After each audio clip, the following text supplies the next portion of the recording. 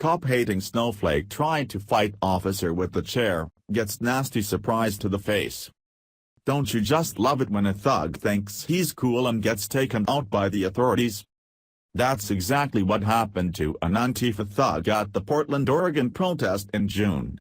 As you can clearly see in the video below, this scumbag took it upon himself to try to be cool.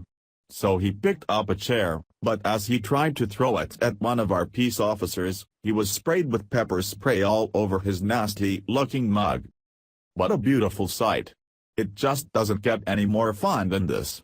As the person who shared this on social media stated, I can watch this over and over again.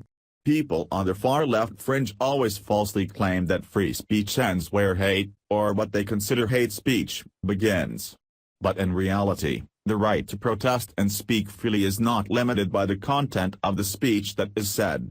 There is, although, a line between what speech is and is not. It's a line that far leftists have a habit of crossing. Free speech ends where violence begins. A so-called peaceful protest that turns violent is no longer a protest. It's a violent act which can and should be shut down by the authorities.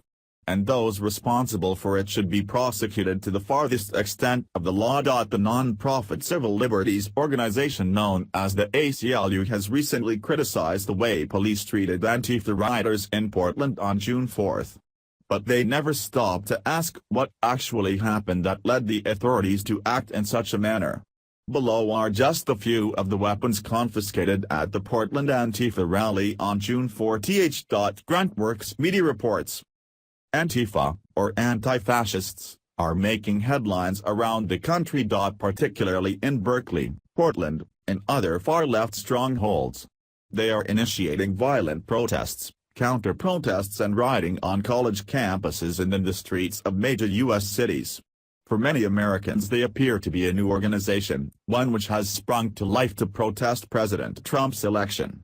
In reality, Antifa is nearly 100 years old and has roots that go directly back to Joseph Stalin and post-World War I Europe.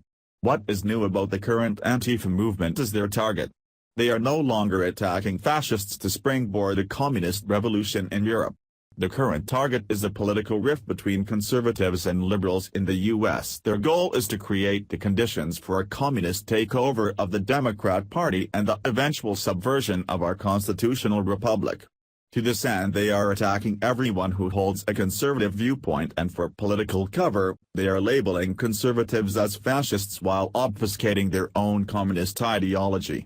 Antifa and the Communist Party hope that Americans will focus on the message of anti-fascism.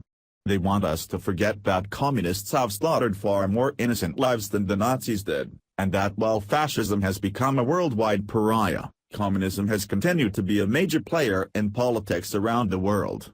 Communism remains a clear and present danger to liberal democracies everywhere. Antifa history. Fascism first reared its ugly head in Europe during the post-World War I era, when communism had already made great inroads in Eastern Europe.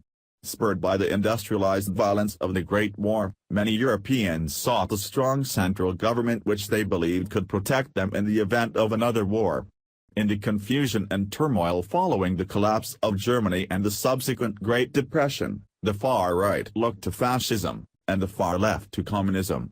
Both of these political groups saw liberal democracies as weakened, obsolete systems, and favored a strong central government run by a committee, communism, or by a dictator, fascism, either of which would be backed by party loyalists.